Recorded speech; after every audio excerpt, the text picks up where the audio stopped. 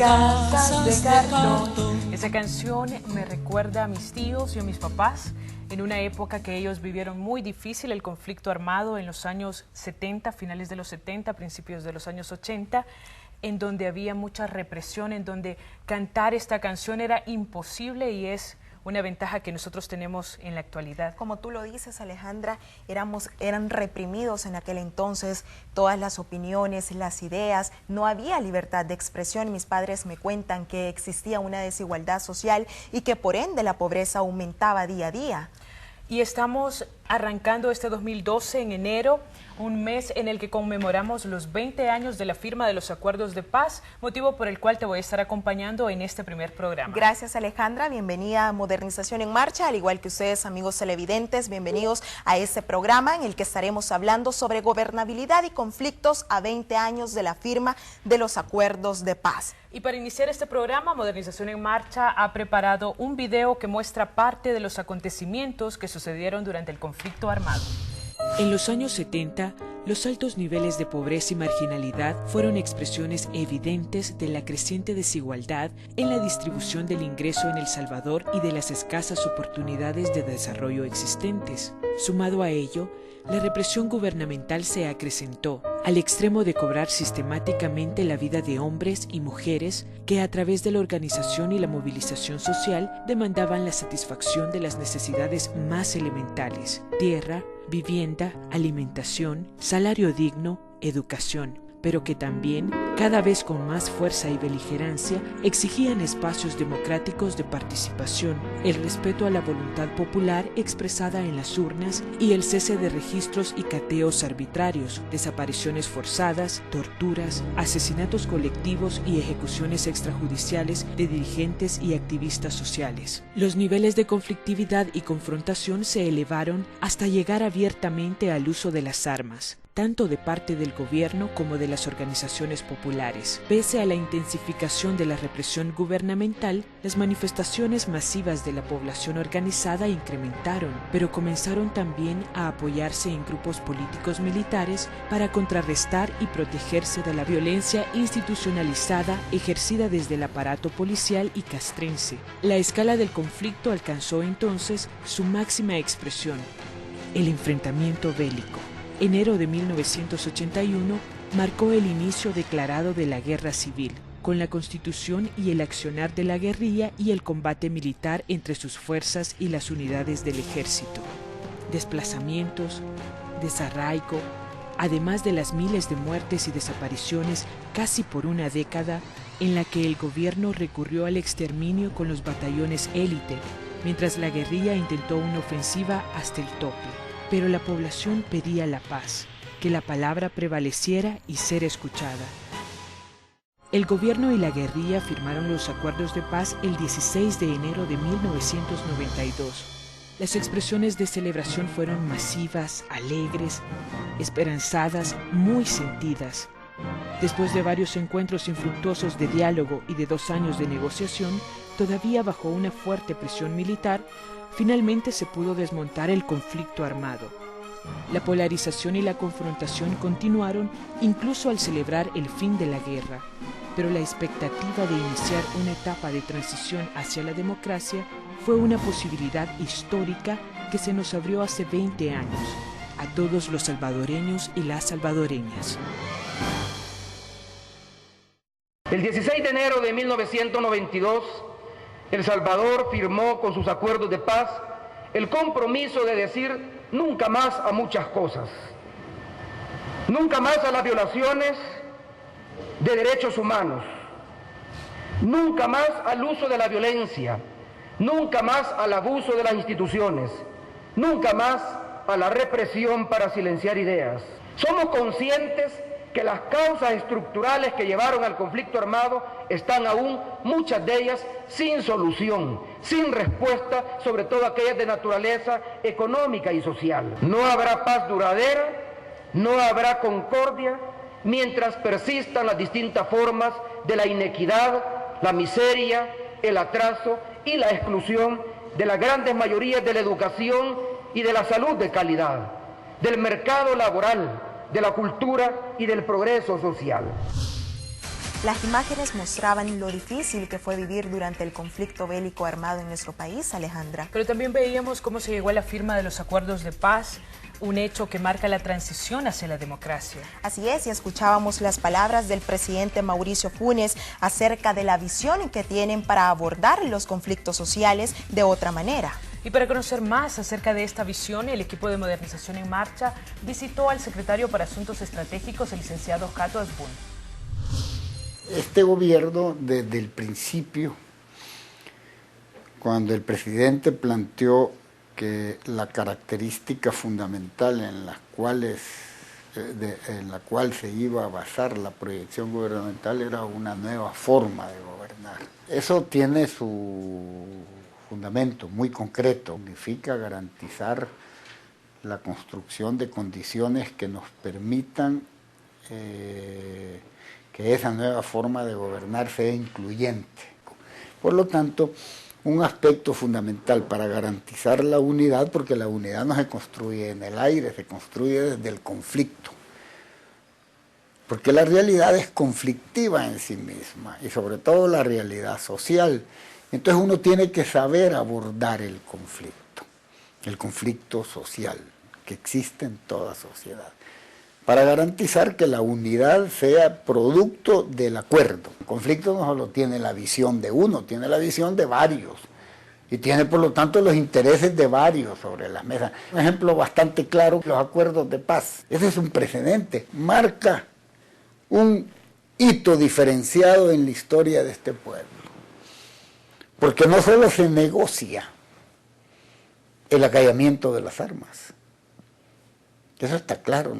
Yo recuerdo que cuando se planteó la negociación no solo se planteaba resolver el problema de lo que la gente llamaba la guerra, el acallamiento de las armas, sino había que garantizar qué proceso se iniciaba después de esa negociación, después de lo que todo el mundo conoce como la firma de los acuerdos de paz. Entonces hay que construir espacios para el acuerdo, espacios para la unidad basados en una lectura adecuada de la realidad. En ese marco nos enfrentamos con conflictos que yo llamo conflictos coyunturales. No solo está el conflicto estructural, están los conflictos coyunturales, las reivindicaciones más inmediatas que tiene la gente. Y este gobierno establece desde la Secretaría para Asuntos Estratégicos, porque el presidente creó la Secretaría, me dio el mandato de la creación de la Secretaría, entre otras cosas, y uno de los aspectos fundamentales era garantizar gobernabilidad, sobre la base de esa unidad y sobre la base de la apreciación correcta del conflicto. Es importante destacar que en la entrevista con el secretario para Asuntos Estratégicos, Jato Asbun, él nos hablaba de la creación de la Secretaría para Asuntos Estratégicos, de donde surge la Subsecretaría de Gobernabilidad y Modernización del Estado. Alejandra, y tú precisamente pudiste conversar con el subsecretario en el Museo Tecleño, un lugar muy simbólico dentro del tema que estamos abordando a 20 años de la firma de los acuerdos de paz. Y un lugar muy emblemático, pero veamos por qué. A inicios de 1900 se construye la Penitenciaría Municipal de Santa Tecla, que en un principio fue utilizada como cárcel para aquellos que cometían delitos menores. En los años 70, el gobierno en turno lo convierte en una cárcel para aquellos que eran sus opositores y quienes dieron vida al Comité de Presos Políticos. Luego de la firma de los acuerdos de paz, el centro penitenciario se convirtió en academia policial, y después de los terremotos del 2001, el espacio quedó inhabitable, por lo que a iniciativa de la Alcaldía de Santa Tecla se inicia la recuperación del lugar.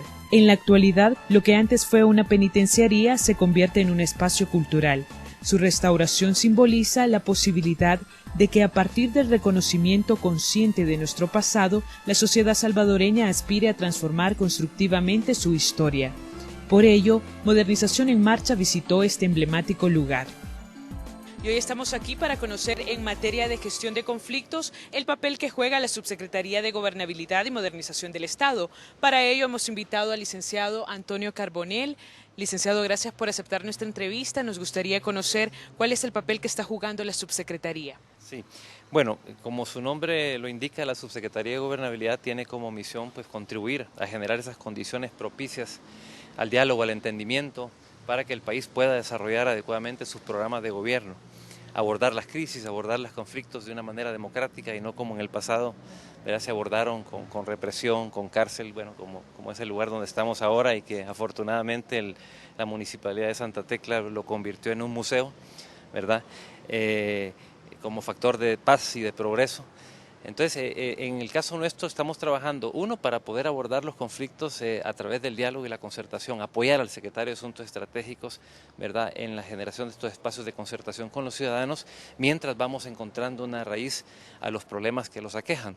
En general, desde la subsecretaría, lo que estamos haciendo para contribuir a estas condiciones de gobernabilidad es a dotar a la administración pública de las capacidades necesarias para que esté en condiciones de poder atender las demandas de los ciudadanos en condiciones de eficacia, de eficiencia, con la prontitud necesaria y en condiciones de equidad.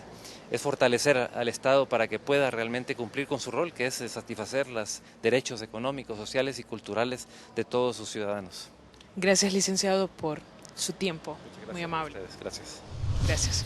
Esta entrevista fue muy especial y muy única porque estuvimos en un espacio cultural que antes fue penitenciaría. Tuvimos la oportunidad de subir con el equipo de producción al Garitón y ver esas ventanitas tan chiquitas, ver grabados que se conservan intactos. Fue una experiencia única.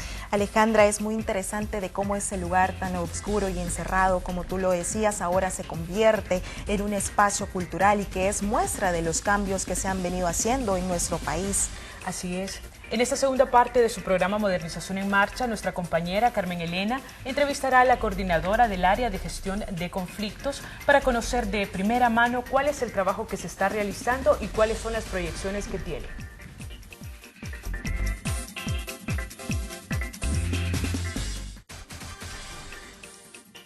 Como les prometí, estamos ya con la coordinadora del área de gestión de conflictos sociales, área que pertenece a la Subsecretaría de Gobernabilidad y Modernización del Estado. Bienvenida, licenciada Nancy Orellana, gracias por estar aquí con nosotros. Muchas gracias. Licenciada, ¿qué podemos decir nosotros? Hemos venido hablando y viendo lo que sucedió ya hace más de 20 años, hemos marcado la realidad que en nuestro país existe, o más bien existió. Entonces, ¿cómo debemos entender los conflictos sociales?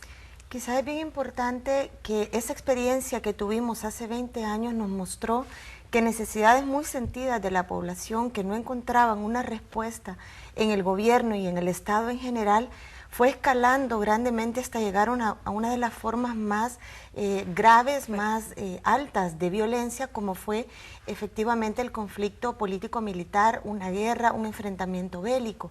Los conflictos sociales en aquel momento son prácticamente los mismos que pudiéramos tener ahora por las causas que los motivaron. Demandas de tierra, demandas de vivienda, demandas de fuentes de ingreso, demandas incluso de organización estudiantil, de organización laboral. Los conflictos sociales entonces es cuando encontramos una divergencia, una especie de discrepancia entre quienes de alguna manera están exigiendo, demandando la respuesta a su necesidad y quienes no dan justamente esa respuesta, que usualmente pues tienen que ser las autoridades.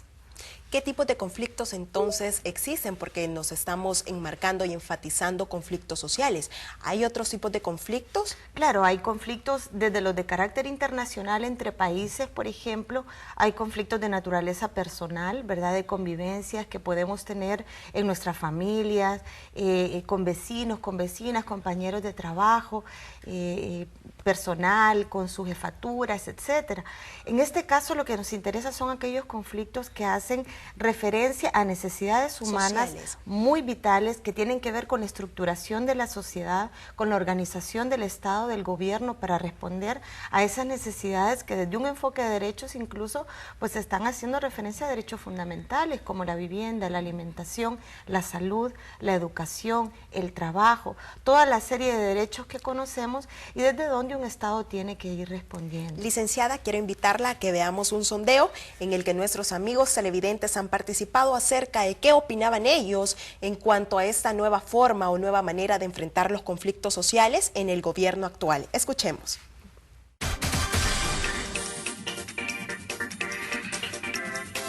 Sí, me parece que sí. Aunque en algunas cosas, ¿verdad? Sí, los ha cobrado diferentes. esto tiene otro tipo de política, diferente a los antiguos gobiernos. Acuérdense que es un gobierno más moderno, que trata de hacer las cosas mejor, que aunque uno no lo dejan. Sí, creo que lo ha sabido controlar con una manera comprensiva, conforme a las situaciones que se dan y qué es lo que ellos piden. Creo que los he escuchado bastante. Ha sabido llevar de mejor manera, creo, a la población y ha sabido comprender sus peticiones. Anteriormente se veía bastante opresión, también además de opresión, como le dije, la violencia. Tal vez no esté muy enterado, pero últimamente he visto que no mucha violencia, ¿verdad?, en las manifestaciones. Y sí, la gente tiene derecho a expresarse y todo eso. Pues yo creo que no, porque los mismos no andan ahí haciendo atrás a todo el mundo, pues, atrasando a la gente que tal vez anda trabajando en sus quehaceres, ¿verdad? Los cambios no se ven porque, por ejemplo, aquí estamos, ¿verdad? En otras palabras, hospitales hay, medicina no encontramos, ¿verdad? Y entonces eso, estamos fregados de la manera que sea, ¿verdad? Porque los pobres somos los afectados. Somos afectados en el sistema de que vamos a los hospitales, encontramos hospitales, pero no hay medicina. Licenciada Nancy Orellana, acabamos de ver lo que fue el sondeo de opinión y lo que nuestros amigos televidentes comentaban, y creo que sí debemos rescatar que fue muy importante el que usted nos aclarara los conflictos sociales, porque hay variedad de opiniones, y en cuanto a estas opiniones, ¿qué podemos decir? Es bien importante, creo que 3 cosas de lo que ha opinado la población. Lo primero es que tendemos a confundir los problemas sociales con los conflictos sociales. Los problemas sociales como la salud que mencionaban, la falta de medicamentos, el trabajo, los aspectos relacionados con la movilización, las carreteras, son las causas que muchas veces llevan a conflictos, son las causas en las que un conflicto es latente, está como dormidito, ¿verdad? Pero que si no se atienden, como mencionábamos antes, realmente pueden ir desencadenando un conflicto y eventualmente escalar a una situación de violencia como de la que venimos recordando al inicio con el reportaje de la guerra. El conflicto entonces es la manifestación en que se da la protesta. Exactamente, y no necesariamente la manifestación, porque uno de los jóvenes que mencionaba ahí que la gente tiene derecho a expresarse. Una marcha, por ejemplo, una manifestación pública de calle, por ejemplo, o una manifestación pacífica, no necesariamente es un conflicto, es el ejercicio de un derecho, ¿verdad? El derecho a la libre expresión, el derecho a la libertad de movilización. Se hace uso de ese derecho para poder hacer la demanda y evitar que el conflicto se dé. Cuando el conflicto ya se da es porque hay insatisfacción, hay frustración, hay un deseo de la gente de recibir, aunque sea una mínima atención a la problemática social de salud, de transporte, de empleo, que está sufriendo y que no ve que nadie le atiende. Entonces, hay una noción muy clara de parte de la población de cómo el conflicto empieza a fraguarse. Licenciado, por ahorita nos vamos a quedar hasta aquí. Amigos televidentes, al regresar seguiremos conversando acerca de la gobernabilidad y conflictos sociales a 20 años de la firma de los acuerdos de paz. Ya volvemos.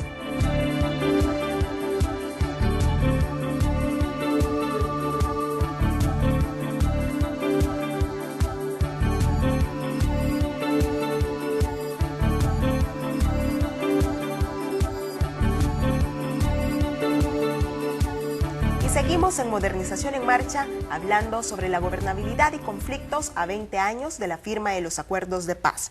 Licenciada Orellana, en el contexto y en relación a lo que hemos venido haciendo en cuanto al manejo de los conflictos sociales, ¿en qué están trabajando? ¿Hay estrategias o proyectos de los que ustedes están haciendo? Sí, a partir del año pasado, sobre todo, intentamos en mayo específicamente comenzar a conformar una red de coordinación interinstitucional del órgano ejecutivo, donde convocamos algunas de las principales instituciones del gobierno que se han visto como involucradas en problemáticas sociales muy sentidas que pueden en algún momento, o ha ocurrido así, devenir en conflictos. Ahora estamos pues en el proceso de consolidación de esta que le hemos llamado Red de Enlaces Institucionales, donde cada titular de un ministerio o de una institución autónoma nombra un referente institucional en esta materia, que es la persona que coordina con la Secretaría, en este caso, puede coordinar internamente en su institución, coordinar con otras instituciones del gobierno, dependiendo de lo que el caso amerite. Una segunda estrategia que es complementaria a la conformación de la red es la capacitación. Estamos tratando de unificar criterios, técnicas, habilidades, conocimientos, para que la actuación del órgano ejecutivo sea fundamentalmente en una misma línea, en la línea que hemos venido comentando de manejo constructivo y oportuno de los conflictos, y esa es como la apuesta que hemos venido trayendo hasta la fecha, que queremos consolidar. Y como Modernización en Marcha, estuvimos hablando con los representantes que participaron en esta red de enlace acerca de la importancia que tienen los talleres frente al manejo de los conflictos sociales. Formarnos en cómo resolver los conflictos y atenderlos, porque no hay receta. Aquí no es matemática, sino que es atender los sentimientos, las emociones, los sueños, los proyectos de vida de la gente. No tiene una fórmula. Entonces, las técnicas y la formación que la Secretaría está impulsando es de suma importancia para nuestra institución, y sobre todo porque nos va generando institucionalidad de cómo hacer las cosas. El proceso de formación que impulsa, en este caso, la Subsecretaría, parten de nuestras propias demandas, de nuestras propias experiencias, combinado con la ciencia. Entonces, eso creo que es bueno, porque nos fortalece como profesionales y como institución y sus resultados. Para nosotros la clave ha sido, como lo dice nuestro programa de gobierno, como lo dice la Carta Iberoamericana también, que el ciudadano es el principio y el fin de nuestra gestión. Y en función de eso, ese es el reto que hemos asumido, y esa es parte de nuestra práctica para abordar los problemas, tanto comunitarios, municipales o a nivel nacional. Tenemos en cuenta la opinión de la ciudadanía en todo el proceso de obras que hacemos, en función de identificar en la parte diagnóstica, en la parte de cómo diseñamos las obras, en la parte en los avances que le damos a la gente, y en la evaluación y en la ejecución misma. Eso nos garantiza de que las obras llevan un equilibrio entre lo técnico y lo ciudadano, porque los que viven, quienes viven los problemas, es la ciudadanía. Entonces, ellos tienen opinión. A la fecha, al menos en estos 2 años y medio, no hemos tenido conatos fuertes de cierre de calles ni cierre de nuestras instalaciones, porque tenemos en cuenta al ciudadano. Desde que le atendemos permanentemente en la unidad de gestión social, nuestros titulares dan audiencias permanentes, y todos los técnicos estamos con el compromiso que socialicemos con la ciudadanía cuáles pueden ser las alternativas. El presidente Funes determinó dignificar a este sector. También son beneficiarios nuestros, ¿verdad? Las madres y padres de caídos, y también los hijos de los lisiados que van falleciendo en estos años también tienen derecho a heredar la pensión de sus padres. Hemos conformado una mesa consultiva con 22 asociaciones. La clave ha sido el diálogo, nos hemos sentado con ellas. También de igual manera la experiencia que hemos tenido en el tiempo ha sido saber escuchar, saber delimitar también. Hemos delimitado una frontera. Lo que sí puede hacer el Fondo de Lisiados por ley, lo que sí puede hacer el Ejecutivo, el señor Presidente de la República, también como potestad de él, de las funciones gubernamentales, y lo que no podemos hacer ni el Ejecutivo ni el Fondo. No hay una mesa cerrada, siempre la mesa se ha mantenido abierta. Ese es el principal logro que podría rescatar. El curso de manejo de conflictos, eso nos ha enseñado también. Jamás cerremos la puerta, jamás digamos esta mesa ya no funciona, jamás digamos nosotros damos la última palabra. Entonces el diálogo ha sido la clave fundamental en esto. No se ha tenido incluso que recurrir a garantes, a personas que puedan ser las testigos de los diálogos, ¿no? Hemos tenido en la mesa directamente nuestro parecer y el punto de vista de ellos. La principal enseñanza que hemos tenido de los cursos de manejo de conflictos ha sido precisamente eso, saber escuchar. No acrecentar el conflicto, no incrementar las contradicciones, sino que buscar puntos de encuentro, que las experiencias de una institución que sea exitosa, trasladarla a otra que pueda estar en similares conflictos. Yo creo que esos son los grandes logros que podemos sacar de estos cursos de transformaciones de conflictos, y obviamente las instituciones del Estado han crecido muchísimo en esto, no solo el Fondo de Lisiados. Licenciada Orellana, acabamos de ver las entrevistas que se tuvieron con los representantes de la red de enlace y ellos mencionaban la importancia que tienen estos talleres y más que nada porque genera un diálogo. ¿Qué podemos decir en cuanto a estos comentarios que ellos nos han hecho? Quizás yo destacaría 3 cosas en las que han coincidido cada quien desde su experiencia. Una es el deseo de institucionalizar, ¿verdad? De institucionalizar una manera de escuchar las demandas de la población, de permitir los espacios para buscar alternativas de solución. Como decíamos antes, a veces la solución no está en lo inmediato, pero cómo buscar formas alternativas de ir respondiendo progresivamente a esa demanda. Lo otro creo yo que es importante en lo que consideran es el intercambio de experiencias. Cada ministerio ha ido construyendo sus propias buenas prácticas de atender los conflictos. Nuestra intención es nada más ponerlas en común, tener la posibilidad de ponerlas en común, de irlas sistematizando, de contar con ese bagaje importante que vayan compartiendo. Y quizás el tercer aspecto es que muchas veces no se puede resolver esa demanda porque no corresponde al órgano ejecutivo, pero poder apoyar a la población en la orientación adecuada para que genere otras formas de gestión con otras instituciones del Estado. ¿La red de enlace consta con otros elementos?